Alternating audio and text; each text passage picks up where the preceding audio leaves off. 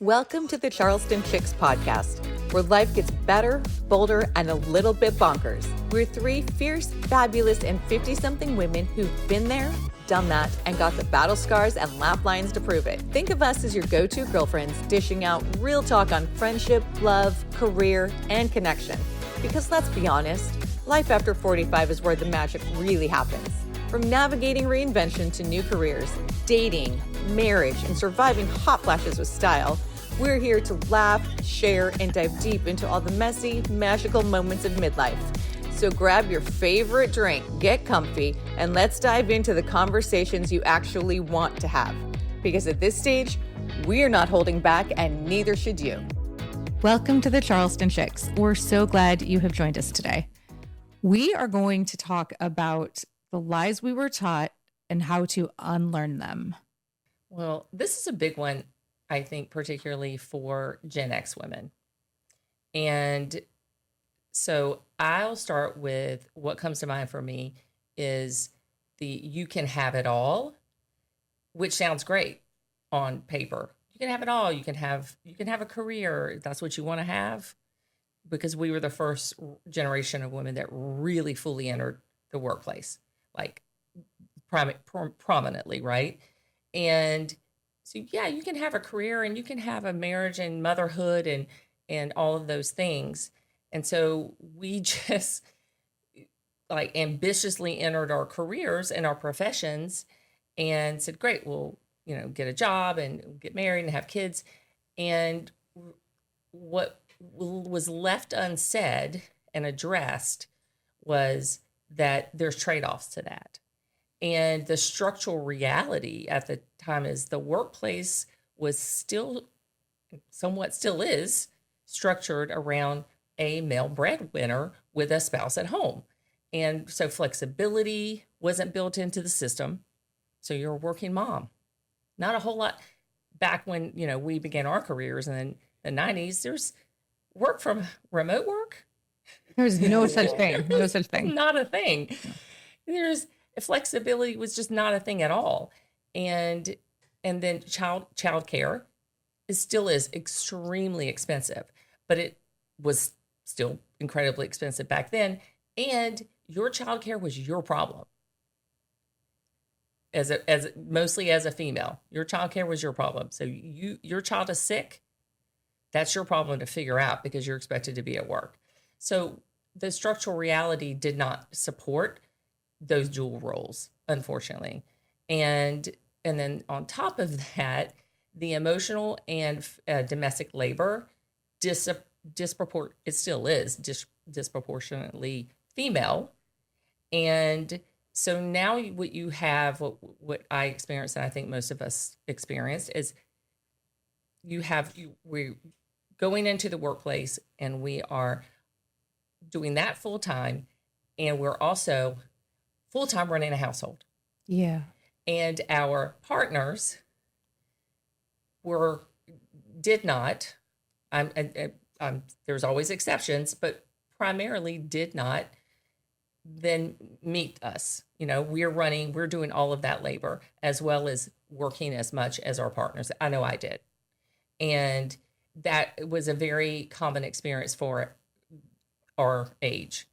And what that leads to or has led to is, burnout, exhaustion, guilt, right? Because you got to figure out who's going to take care of your sick kid, because you got to go to work because there's no flexibility and there's no empathy as a working mom. That's so true. Back then.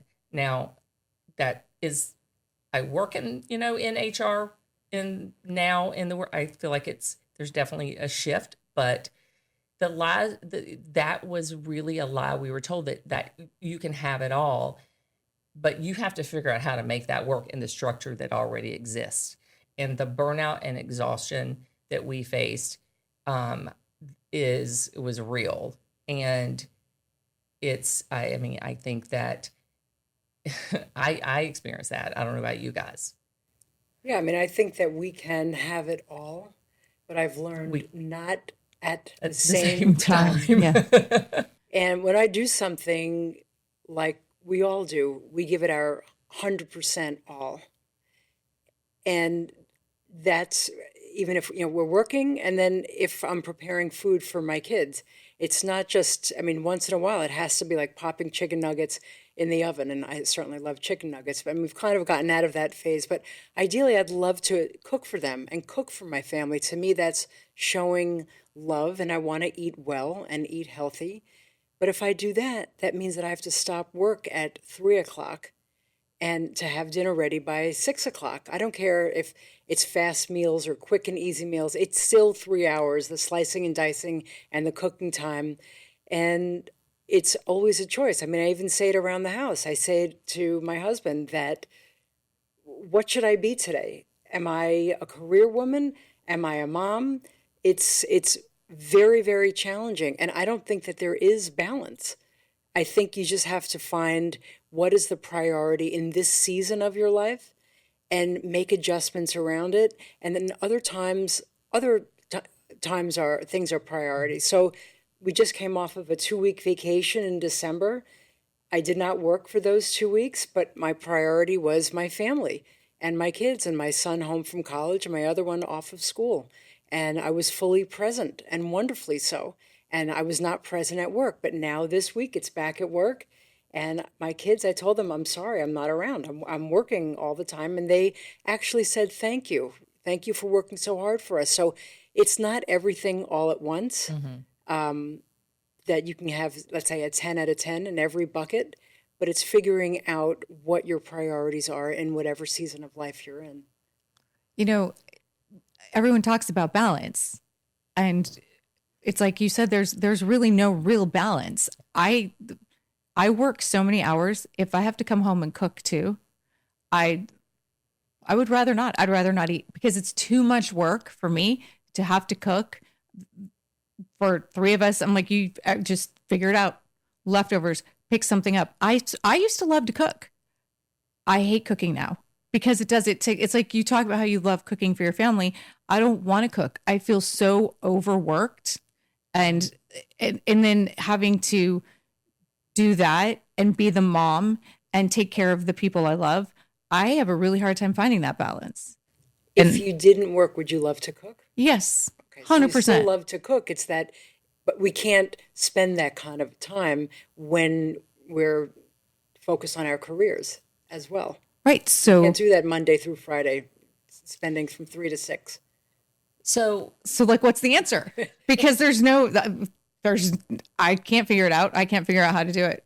I think what I found for me is recognizing what's the priority at this time, whether it's during this week, during this month, during this year. What is your priority for even this season? Maybe you can scale back on work a little bit in the summer. Maybe you decide at December, Christmas time, you take an extra week or a few days off and you're focused on your family. But then once January comes, it's time to be back at work. And then the cooking and the spending the fun time with the kids has to be reduced. And I think that's what it is. I think the lie is that you can be super mom and have a perfect meal on the table every day at 6 o'clock and have a full-time career and put in a full day, 5 days a week, and go to the gym and have, your hair perfect. I mean, it's not going to and clean your house. And clean your house, yes. too. That's a big one. That is a lie, because, I know I bought into it. And when I found that I couldn't do it all, then felt like a personal failing. And I think that was supported by the kind of cultural norms at the time that, hey, you wanted this, you have it. You can't make it work. It's your fault, and that's what I feel is the unfairness put on women, because our economic reality in this country is households require 2 incomes. And so it feels to me like we're put in these no-win situations where economically households need 2 incomes, and yet here we are doing that and then made to feel like, oh, you can't do it all. So it's a personal problem, and the structure is the problem. And that's like unlearning that is there. I don't believe in work-life balance. I do believe in work-life integration, and where you figure out, which is basically what you were talking about, you figure out where to put those things. And it just, I think back to those days and I'm like, and I did feel like I was personally failing. I'm like, that's crazy. But, I bought into kind of we were being fed, and I have unlearned it. So what would you do different now? Because you're not in a dual income family. Now, granted, your kids are older, but what would you do different now? What would I do then based on what I know now? Yes. I would absolutely be much, much, much better at defining my needs, and that's in the workplace, but also at home, and asking what those needs, asking for those needs to be met, and trying to get, away from carrying all of the load of the domestic labor, right? That to have more of a partnership and to speak up for myself, and not to think internally, I should be able to figure this out. Well, and that's another big one, is learning to speak up for ourselves, because we were always taught, at least I was, not to make waves, stay small, don't make waves, and just be nice and just take care of it. And I've always done that. I've always tried to do that. And I've always been the people pleaser because of it. And I've always tried to make everybody happy to the detriment of me. And I'm working on that a lot. But it's hard. It's hard to undo. Yeah. Well, you see how one dovetails into the other, right? The be nice, be compromising. And I've said this before. I remember having this thought in my head: marriage is about compromise. But it was the accountability for compromise was always on, in the assumption in that statement was on the woman, always on the woman. And I just, unconsciously, I see how I just did that. And so don't make waves. Don't make waves. Yep. It's like, don't be the difficult one. And when you're trying to get needs met, it can feel like you're being the difficult one, when you're, being what feels like you're asking for too much. So was there a time when that thought of not making waves has cost you something that you really wanted? Yes. Okay. Like what?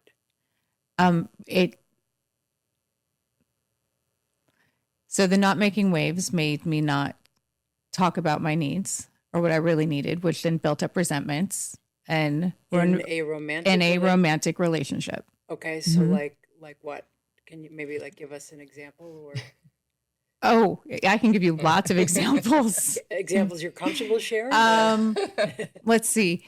No, it was small things. So a lot of small things that would just build up, that I wouldn't say my needs because I was taught to play small, or that I didn't want to upset anyone or make anyone mad because that would be making waves. And I didn't. And then I would build up resentments, and then I would shut down. And then there'd be the ending of a relationship, at least for a little bit. And then again for a little bit, and then again for longer. So, but because I have a very hard time telling anyone my needs. And it's the way I grew up. I wasn't allowed to have needs. I had to take care of everything. And I've always, in my marriage, it was the same thing. I had to take care of everything and handle everything. Obviously, I mean, there was so much there. And then I just got used to never saying what my needs were, or very rarely. And it started building up resentments in relationships, and not just romantic, but although, it's really, as we're going on this topic, it's really strange, is I don't have any problem whatsoever telling Melanie what I need from our friendship or from something going on. I have zero problem with that. I have zero problem telling you like what we need to do together or what, the needs for the podcast or anything. But I absolutely have a problem in a romantic relationship with my needs. And it's the way I think, through lots of therapy, the way I have been conditioned since I was a child to be the woman who serves the man kind of thing, the submissive woman. Because that's another thing that we were taught growing up, that I was taught growing up. And I think Melanie too, that you're supposed to be submissive to the man and your needs don't matter, but theirs do. Jen's like, oh my God. I know. It's like, we didn't grow up that way. Literally Lisa's words could be coming out of my mouth. Yeah. Like I feel like I'm like going, yep, all the same thing. And I grew up, as you both know, and I grew up in a Southern church culture, and you went through that as well. And the inherent message in that is women self-sacrifice, and it is geared predominantly towards women than it is towards men. And listen, there's a lot to unpack with that, but the way it becomes a problem is how it just is insidiously intertwines into how the relationship dynamics. And so yeah, that's a whole thing too. So, but what's been like, I think you have had a different experience. Yes. I know you have had a different experience. It's like, yes. I just amazing. Thank God was not taught that. Yeah. Raised by an amazingly strong mom, and she speaks up, not in a disrespectful or just she speaks up in a wonderful way. She self-advocates very respectfully, very clear. You know where you stand, you know what her needs are, and always with generosity and the utmost of respect and kindness. So she's my role model. She's just, I'm going to cry. I mean, I just admire her and everything about her.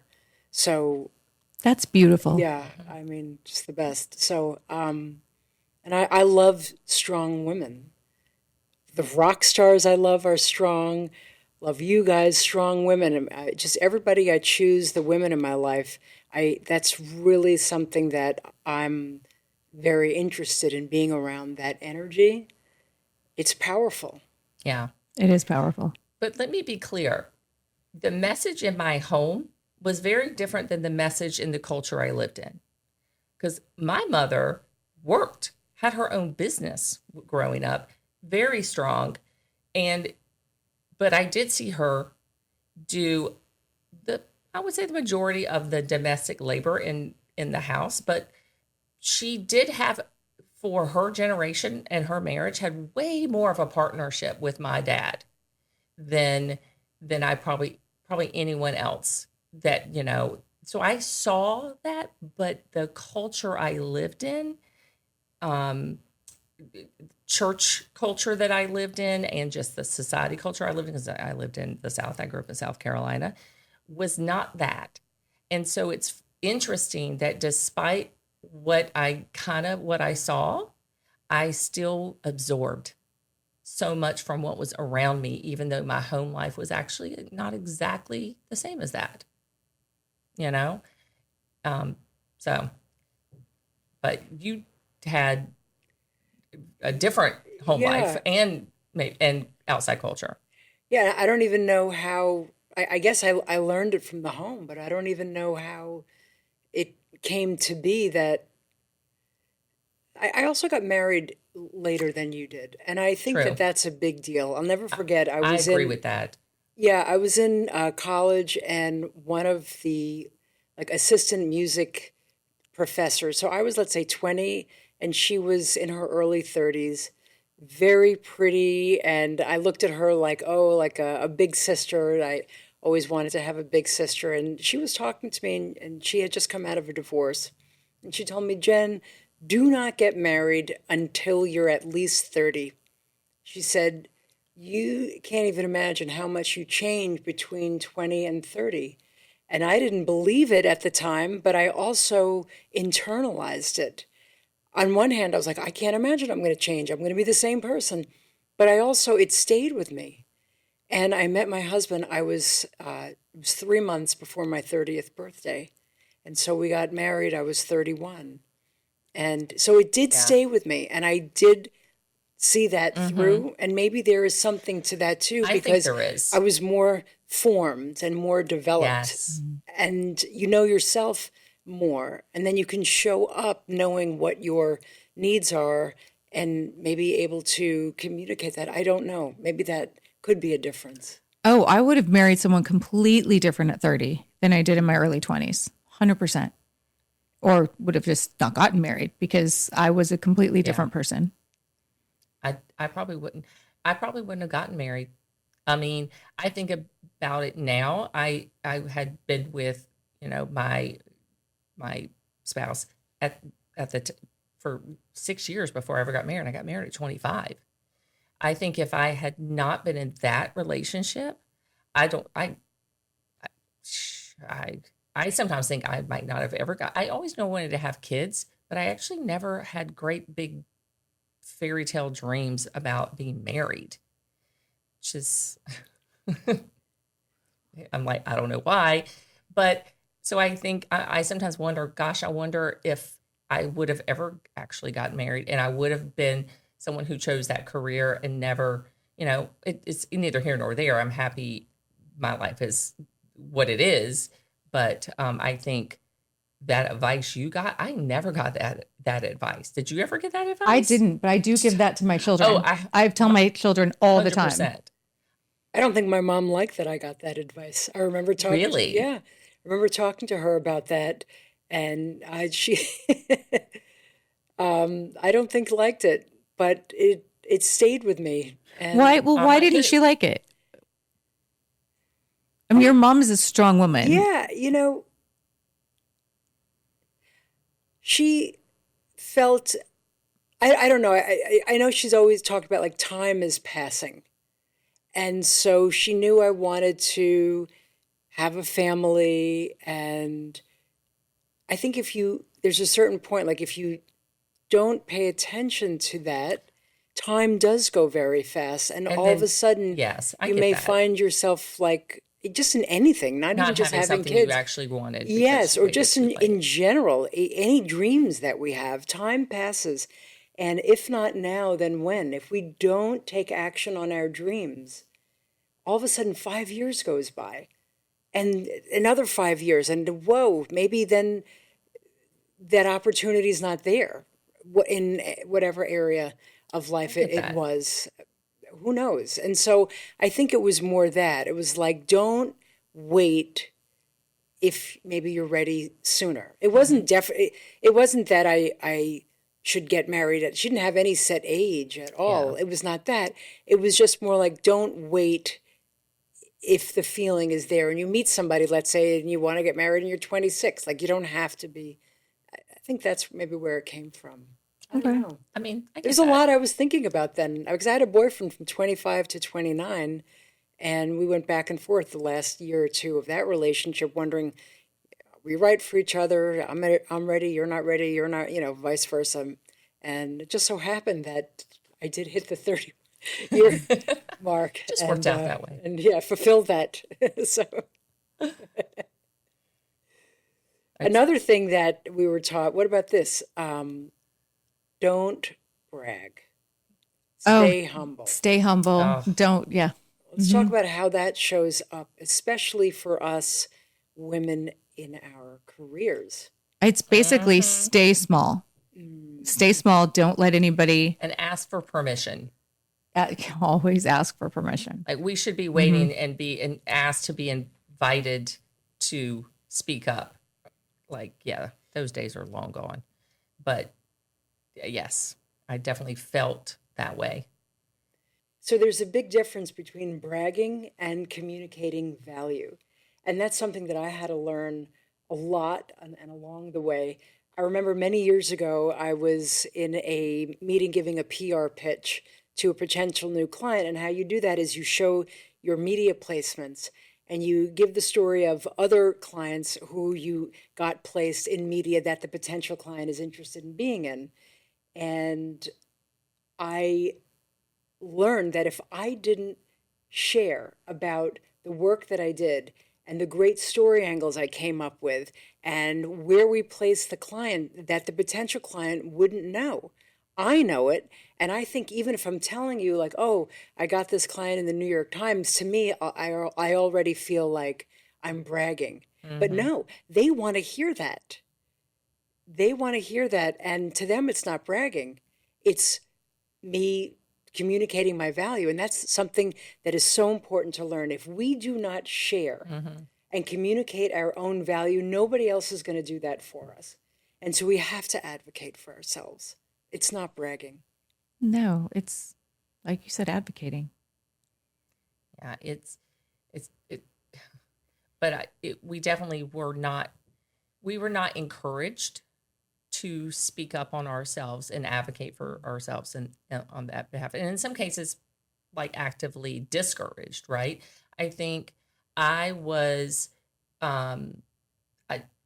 not discouraged, but I definitely was not encouraged to be vocal in those things and, toot my own horn kind of thing. But as I gained experience in the workplace, I definitely, as I gained more success at work, I gained more confidence and my willingness to toot my own horn. Frankly, I got way more comfortable with it over time, and I think that it's not really an issue anymore. I mean, I say that, but there are times when I'm like, is that too much? Did I say too much? Did I do too much? I still have those moments. Like, and Lisa's always like, not enough. That wasn't going to enough. share it to the world if you don't. That's right. Do you know that just last year, I was told by a male I was working with to just stay in my lane and keep quiet. Wow. In the working industry, in the industry I'm currently in, in this day and age, I was literally told to stay in my lane and just keep quiet. Yeah, that one fired me up when I heard about it. It's wild to think that that's still the way women are treated. I didn't stay in my lane and I didn't stay quiet, that's for sure. But it's just, it's that the belief has been so strong for so many years that it's going to take a whole lot to change that. Yeah. Well, I think, we've unlearned these things, right? We've unlearned, and maybe we're still working to unlearn some. I'm still working. I'm working to unlearn. Still working to unlearn them. Mm-hmm. But I know, I for my daughter, her answers would be different, which thankfully, and maybe there's other lies that will have learned and will have to unlearn, but hopefully they won't be these. It won't be these, so. I think another lie is that confidence comes first, right? That we need to wait to feel confident before we can go and do something. If we wait to feel confident, we'll be waiting for an eternity. What comes first is taking the action, putting in the reps.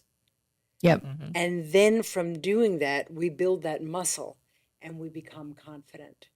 So that's something that I've also worked on just in general, even in giving speaking engagements. I love speaking in front of audiences, but I'm always very nervous, which as we talked about, that's a good thing.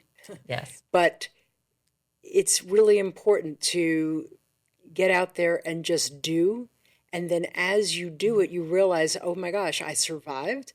And I can do it again and do it again. And you just get better and better, and you get more comfortable with that discomfort, which then leads to being much more confident. And then you take more action, and then it's just a wonderful cycle where that confidence just continues to grow the more action we take. And so if you're told, you wait until you are confident, but at the same time told, hey, that's bragging, or stay small. It's you see how these things all kind of work together. Yes, But work together to keep us small. They work together to keep us in a place that is not really where we belong, Truth. So, and I will also add one more, particularly from our generation, is age is something to be fought. And what that, we grew up in 80s and 90s, the beauty industry, oh my goodness gracious, was rampant with, in the era we grew up in the beauty industry particularly, was really harsh on aging. Every anti-aging, I mean, you still see it, but it's the message really was that it's something to be fought, and not, there was no value in it. Like, men age and get wiser and get more distinguished, and women, we just get old, and we're really work against that. Like, fix that about yourself, right? And what we are testament to is the value that age brings, and it's not fighting it. Is our value actually doesn't diminish with age. Our value actually increases with age. Our confidence, our leadership, our decision making and discernment and wisdom all gain with age. And now, because we know this and we are empowered to act in that, but that 100% was not the message that we got growing up. Are you talking mostly from a beauty standpoint or just in general? Well, in general, I mean, the beauty industry really hammered at home, but I mean, culturally, it's, and in the workforce. Yep. Yeah. Well, I have to say, when I started this iteration of my coaching business at 48, combining the coaching, the mindset coaching with the PR strategy, I had to find people to give me the confidence to go forward and do it. Find people, I call it like slaying that dragon. So people who have done it older than me. So I learned that Martha Stewart started her company at age 50, and Ariana Huffington started at about age 55. And there's so many other female examples that I looked to, and I said, this is just amazing. Age should not be a hindrance or a barrier, and just be like them. Be like people you admire who start, we call it later in life, second half of life, and just go forward. And hey, you got one life, right? I think the worst thing is to look back, buy into all of that, and look back with regret for things we haven't tried. Oh, yeah. Yeah. I don't want to look back and regret anything. Definitely not. So even though these are some of the lies that we were taught growing up with, we don't have to perpetuate it. We can learn from it, we can grow, and we have the choice to do anything we want. This is something I'm constantly working on and learning. A lot of things that I'm unlearning, I guess I should say, and trying to be the best version of me that I can be. Thank you for tuning in with us this week. We are always so grateful for you watching and taking time out of your day for us. We'll see you next time.